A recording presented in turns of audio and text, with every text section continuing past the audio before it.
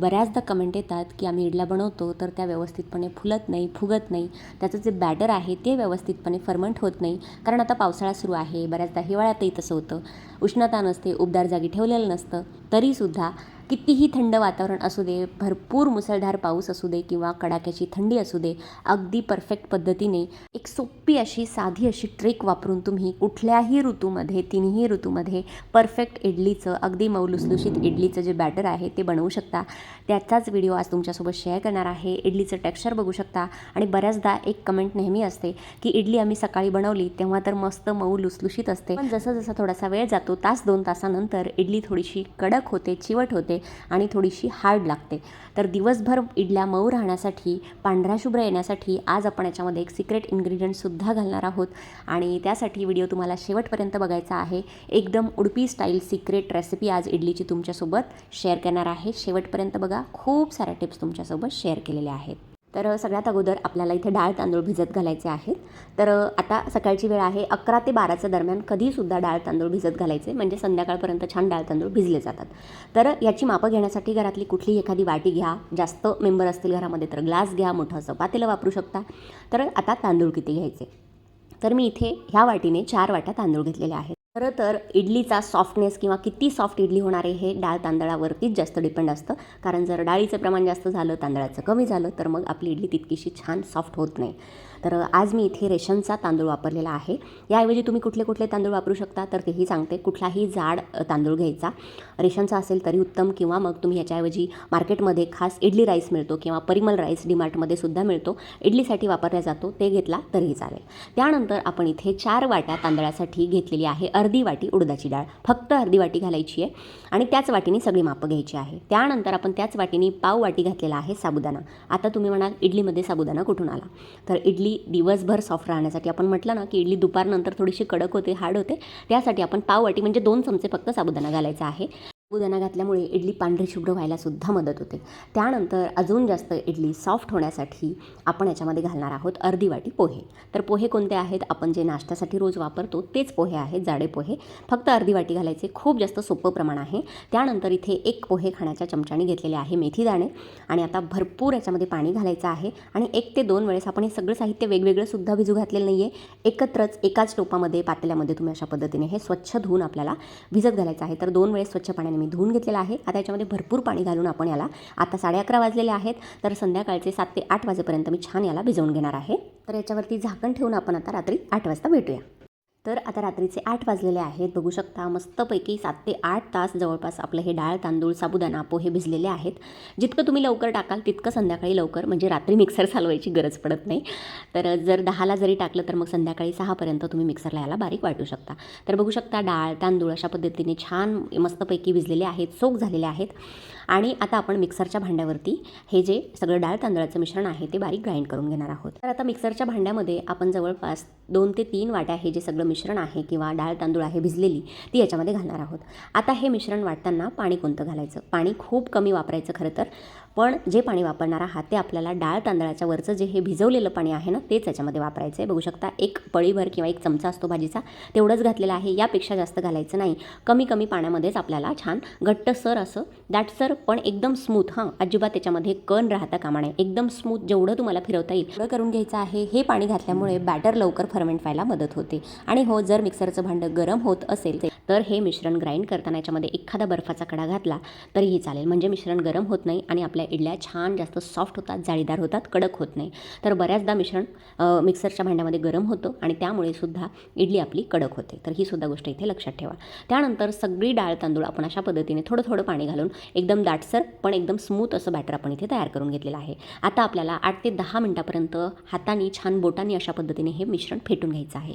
अशा पद्धतीने इडलीचं किंवा डोशाचं बॅटर फेटून घेतल्यामुळे काय होतं, याच्यामध्ये हवा क्रिएट होते किंवा एरिएशन होतं आणि मग आपली जी इडली आहे एकदम जास्त सॉफ्ट व्हायला मदत होते. आपल्या गरम हाताची उष्णता याला लागल्यामुळे बॅटर छानपैकी फर्मेंट व्हायला सुद्धा मदत होते. तर हे फेटून घेण्याचं जे काम आहे ते कंपल्सरी करायचं, स्किप करायचं नाही, अजून जास्त इडली सॉफ्ट होण्यासाठी याने मदत होते. मी तुम्हाला सुरुवातीला सांगितलं होतं की जर एरवी नॉर्मल उन्हाळा असेल तर अशा पद्धतीने झाकण ठेवून तुम्ही दुसऱ्या दिवशी सकाळपर्यंत झाकून ठेवा, बॅटर छान मस्तपैकी फर्मेंट होतं. पण आता पावसाळा सुरू आहे, थंडीचं वातावरण आहे, तर काय करायचं आहे, जे कुठलं झाकण तुम्ही या इडलीच्या भांड्यावरती झाकून ठेवणार आहात 2 मिनिटांपर्यंत गॅसवरती अशा पद्धतीने गरम करून घ्यायचं आहे. जर कुकर असेल, कुकरचा झाकण घेतला तरी चालेल. फक्त 1 ते 1.5 मिनटं, जास्त गरम करायचं नाही. भांडं अशा पद्धतीने, माझं हे कढीचं भांडं आहे, वरतून त्याला छान पकडायला आहे, तर अशा पद्धतीने गरम करून घेणार आहोत. हलकंसं गरम झालं की आता हे जे झाकण आहे, गरम झालेलं झाकण, हे आपण इडलीच्या बॅटरवरती अशा पद्धतीने घट्ट बंद करून घेणार आहोत. किंवा मग मोठा स्टीलचा डबा असतो तो घेतला तरी चालेल. म्हणजे काय होतं, झाकण गरम असल्यामुळे आतमध्ये उष्णता किंवा ऊब तयार होते. आता थंडीचं वातावरण आहे त्याच्यामुळे ऊब तयार होते आणि आपलं जे बॅटर आहे छानपैकी मस्त फर्मंट व्हायला मदत होते. तर ही ट्रिक वापरा. याच्यामध्ये नेहमी खाली एखादं ताट किंवा भांडं ठेवायचं, म्हणजे जर खूप जास्त फर्मंट झालं तर बॅटर खाली पडत नाही, खाली सांडत नाही, भांड्याच्या बाहेर येत नाही. ही झाली पावसाळ्यातली ट्रिक. अजून जर थोडीशी थंडी असेल किंवा मग खूपच जास्त गारठा वाढलेला असेल पावसाळ्यामुळे, तर काय करायचं, ह्याच्यावरती 1 ते 2 अशा पद्धतीने जाड असे नॅपकिन ठेवून द्यायचे, म्हणजे उष्णता मिळते आणि घरामध्ये उबदार जागेवरती हे भांडं ठेवून द्यायचं. अजून तिसरी टिप शेअर करते. कडाक्याच्या थंडीमध्ये मी ही तिसरी टिप जी आहे ती वापरते, ती सुद्धा तुमच्यासोबत शेअर करते. काय करायचं, एका भांड्यामध्ये गरम पाणी करायचं आहे. आता मी या खालच्या टोपामध्ये गरम पाणी घेतलेलं आहे, जवळपास 1 ते 1.5 ग्लास पाणी आहे. जितकं बॅटर आहे तिथपर्यंत पाणी घ्यायचं आहे, ते गरम करून घ्यायचं आणि 10 मिनिटासाठी हे इडलीच्या बॅटरचे जे भांडं आहे ते आपण याच्यामध्ये 10 मिनिटासाठी ठेवून देऊया. गरम पाण्यामध्ये अशा पद्धतीने हे बॅटरचं भांडं ठेवल्यामुळे आतमध्ये भांड्यामध्ये उष्णता निर्माण होते, ऊब तयार होते आणि आपलं हे रात्रभर असं जे बॅटर आपण ठेवून देणार आहे त्यामध्ये अजून जास्त ऊब तयार झाल्यामुळे दुसऱ्या दिवशी सकाळी बॅटर खूप जास्त छान पद्धतीने फर्मंट झालेलं असतं. अजूनही तुम्ही याच्यावरती नॅपकिन अशा पद्धतीने झाकून ठेवू शकता. तर ह्या एकतर नॅपकिनची टिप, दुसरी एकतर गॅसवरती झाकण गरम करायची टिप आणि तिसरी आहे गरम पाण्याची. यामधली कुठलीही एक वापरली तरीसुद्धा 100% हमखास तुमचं बॅटर दुसऱ्या दिवशी अशा पद्धतीचं दिसेल. तर आता मी दुसऱ्या दिवशी सकाळी 9 वाजता मला नाश्ता बनवायचा आहे, इडल्या बनवायच्या आहेत, त्याचं बॅटर एकदा बघून घ्या.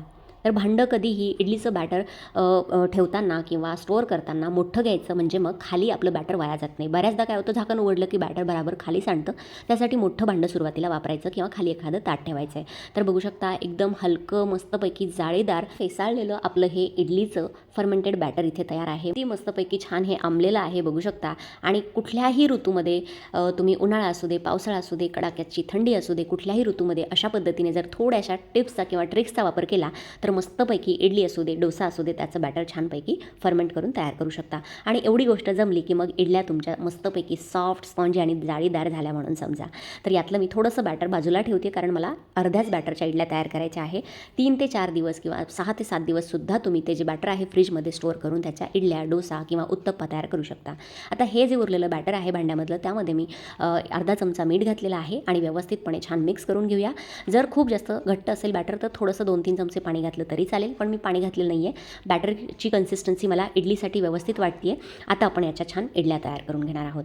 तर इडलीचा जो मोल्ड आहे, साचा आहे, त्याला थोडंसं मी तुपाने ग्रीस करून घेतलेलं आहे. खाली थोडंसं तेल लावलं तरीही चालेल, किंवा इडलीचं भांडं नसेल, मोल्ड नसेल तर मस्तपैकी छोट्या छोट्या वाट्या घ्यायच्या किंवा मग प्लेट्स घ्यायच्या आणि त्यामध्ये सुद्धा थोडंसं खाली तेल लावून हे इडलीचं बॅटर घातलं तरीसुद्धा विदाऊट मोल्ड किंवा साचा इडली पात्र तुम्ही वाट्यांमध्ये सुद्धा ह्या इडल्या तयार करू शकता. तर अशाच पद्धतीने दुसऱ्या साच्यामध्ये सुद्धा मी इथे अशा पद्धतीने इडलीचं बॅटर घालून घेते. खूप जास्त वरपर्यंत भरायचं नाही, कारण मग इडली फुगायला जागा राहत नाही आणि मग बऱ्याचदा बॅटर जास्त झालं की मग इडल्या एकमेकांना चिकटून बसतात.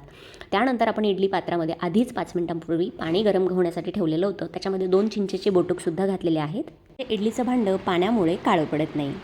आणि हो, इडल्या ठेवण्याच्या आधी आपलं इडली पात्रातलं पाणी मस्त छान खळखळून उकळलेलं असावं, या गोष्टीची सुद्धा काळजी घ्यायची आहे. कारण जर थंड पाणी असेल किंवा गरम कोमट असेल आणि त्यावरती आपण इडलीचे साचे किंवा इडलीचं भांडं अशा पद्धतीने ठेवलं आणि झाकण बंद केलं तरीसुद्धा इडल्या छान फुगत नाही, कारण त्याला जेवढी पाहिजे सुरुवातीला तेवढी उष्णता किंवा वाफ मिळत नाही. त्यामुळे खालचं पाणी उकळतं गरम असावं, याचीसुद्धा इथे काळजी घ्यायची आहे. आणि हो, वरच्या भांड्यामध्ये अजिबात इडल्या ठेवायच्या नाही, म्हणजे तिथपर्यंत वाफ पोचत नाही. बऱ्याचदा वरच्या भांड्यातल्या इडल्या थोड्याशा कच्च्या राहतात.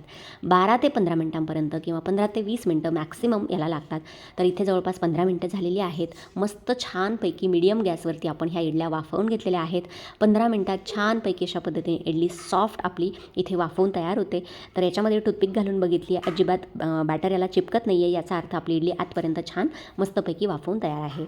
तर इडली पात्र खाली काढल्यानंतर 5 ते 7 मिनटं अशाच पद्धतीने ठेवू द्यायचं, थोडंसं थंड होऊ द्यायचं आणि नंतर याच्या ज्या इडल्या आहेत त्या अशा पद्धतीने चमच्याच्या साह्याने किंवा मग सुरीच्या, चाकूच्या साह्याने काढून घ्यायच्या आहे. तर इडलीचं टेक्स्चर तुम्हाला दाखवते. खालची जाळी बघू शकता. अप्रतिम चवीच्या आपल्या ह्या इडल्या इथे तयार होतात. एकदम जास्त सॉफ्ट आहे, स्पॉन्जी आहे, बघू शकता. किती जास्त सॉफ्ट याचं टेक्स्चर झालं आहे. आणि हे कशामुळे झालं आहे सांगू?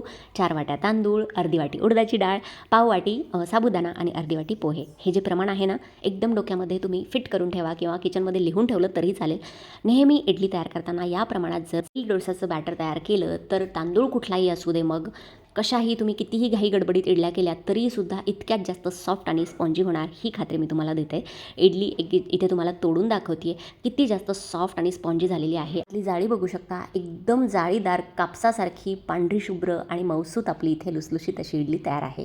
तर छोट्या छोट्या गोष्टींची काळजी घेतली किंवा मग डाळ तांदळाचं प्रमाण योग्य असेल किंवा मग कडाक्याच्या थंडीमध्ये पावसाळ्यामध्ये इडलीचं बॅटर कसं आंबवायचं किंवा कसं फर्मंट करायचं, त्याच्यासाठीच्या ज्या मी ट्रिक्स व्हिडिओमध्ये सांगितलेल्या आहे, एक नाही तर 3 मी तुमच्यासोबत ट्रिक्स शेअर केलेल्या आहेत. त्यापैकी कुठलीही वापरा, 100% तुमचं बॅटर फर्मेंट होतं.